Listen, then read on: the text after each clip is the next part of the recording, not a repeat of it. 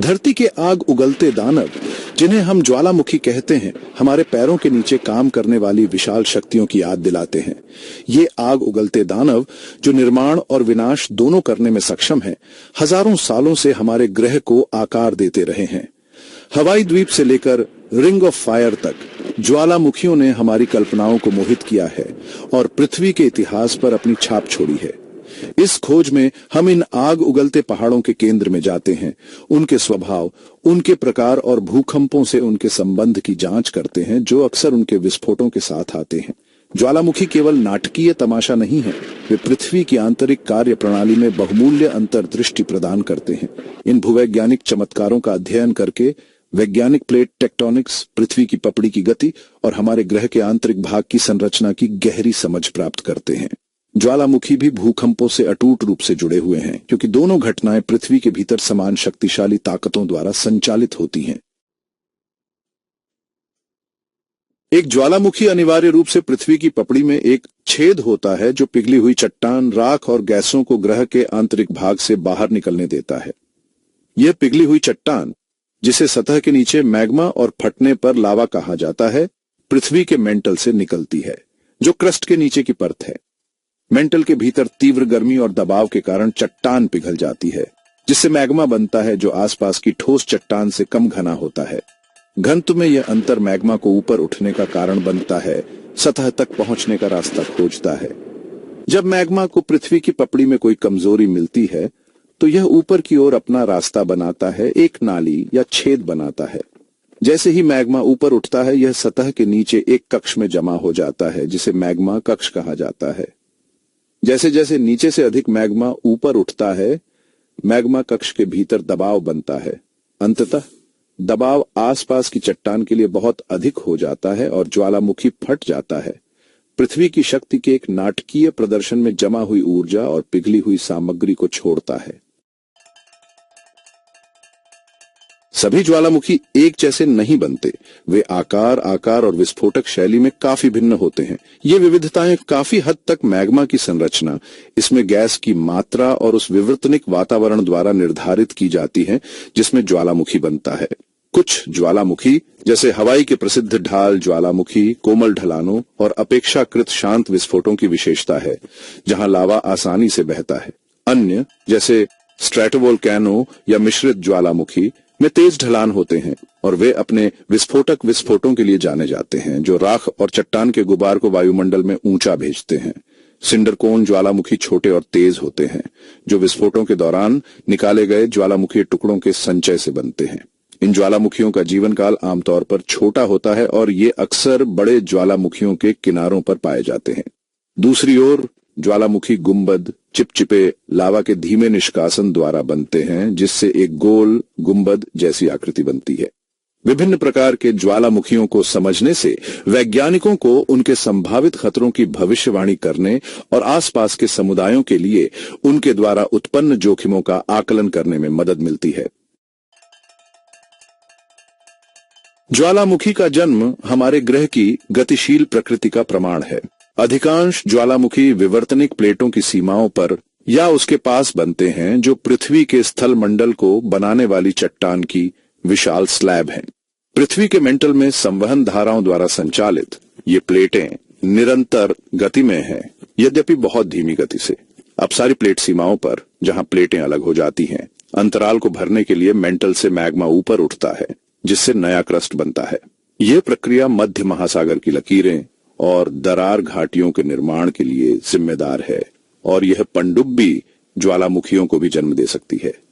अभिसारी प्लेट सीमाओं पर, जहां प्लेटें टकराती हैं, एक प्लेट दूसरी के नीचे एक प्रक्रिया में फिसल सकती है, जिसे सबडक्शन कहा जाता है। जैसे ही सबडक्टिंग प्लेट मेंटल में उतरती है, यह गर्म हो जाती है, तरल पदार्थ छोड़ती है, जिससे ऊपर की मेंटल चट्टान पिघल जाती है।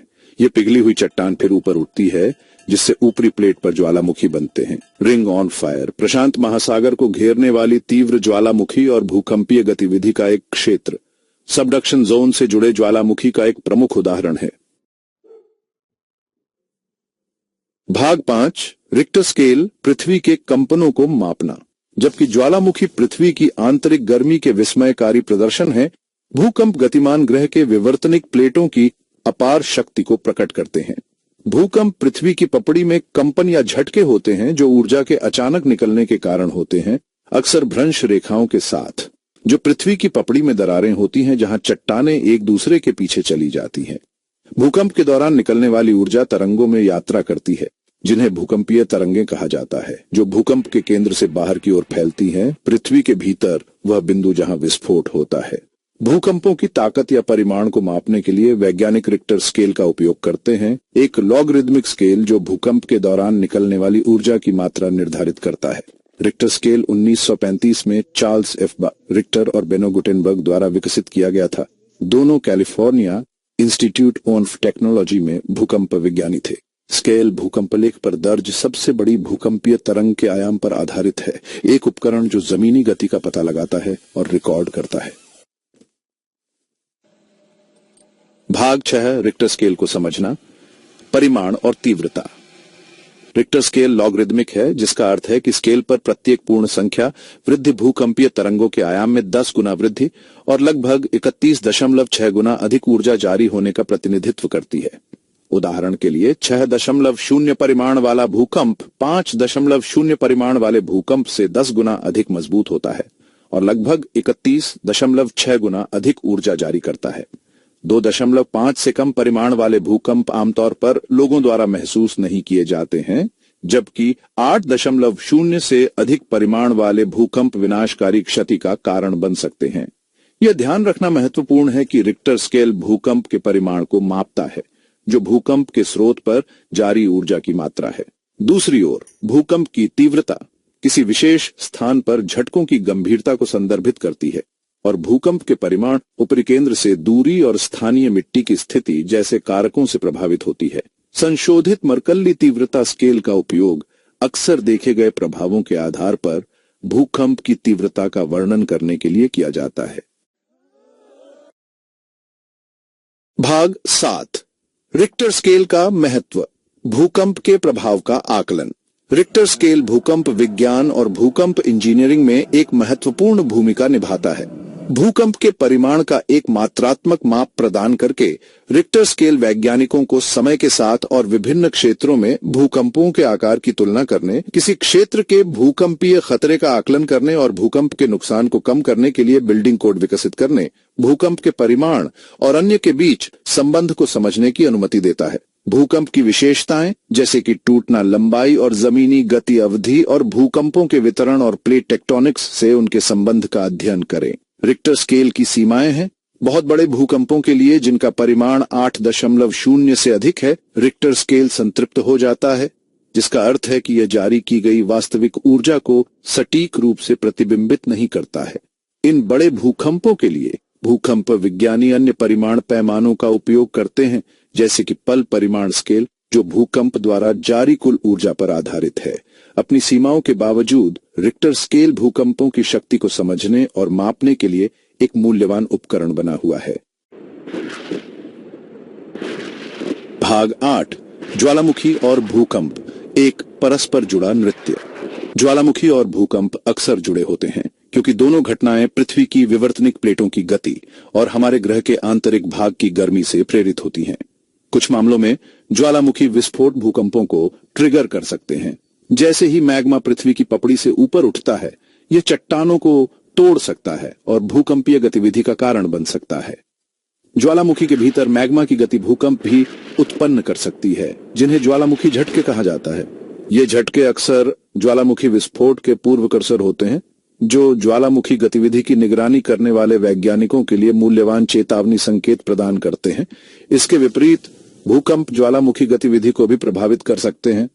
बड़े भूकंप पृथ्वी की पपड़ी में तनाव क्षेत्र को बदल सकते हैं, संभावित रूप से ज्वालामुखी विस्फोट को ट्रिगर कर सकते हैं या मौजूदा ज्वालामुखियों के व्यवहार को बदल सकते हैं। ज्वालामुखियों और भूकंपों के बीच परस्पर क्रिया पृथ्वी की प्रणालियों के परस्पर संबंध और हमारे ग्रह को आकार देने वाली ताकतों के जटिल परस्पर क्रिया पर प्रकाश डालती है। भाग 9, निष्कर्ष, प्रकृति की शक्ति का सम्मान। ज्वालामुखी और भूकंप हमारे ग्रह की गतिशील प्रकृति और हमारे पैरों के नीचे काम करने वाली अपार शक्तियों की शक्तिशाली याद दिलाते हैं। जबकि ये घटनाएं विनाशकारी हो सकती हैं, वे पृथ्वी की प्रणालियों के भी आकार देने, नई भूमि बनाने और गर्मी और संसाधनों के वितरण को प्रभावित करने में महत्वपूर्ण भूमिका निभाते हैं। ज्वालामुखियों और भूकंपों के पीछे के विज्ञान को समझकर हम उनकी शक्ति की बेहतर सराहना कर सकते हैं और मानव समाजों के लिए उनके द्वारा उत्पन्न जोखिमों को कम कर सकते हैं। प्रकृति की शक्ति का सम्मान करना और ज्वालामुखी अशांति और भूकंपीय गतिविधि के चेतावनी संकेतों पर ध्यान देना हमारी सुरक्षा सुनिश्चित करने और हमारे ग्रह के नाजुक संतुलन को बनाए रखने के लिए महत्वपूर्ण है।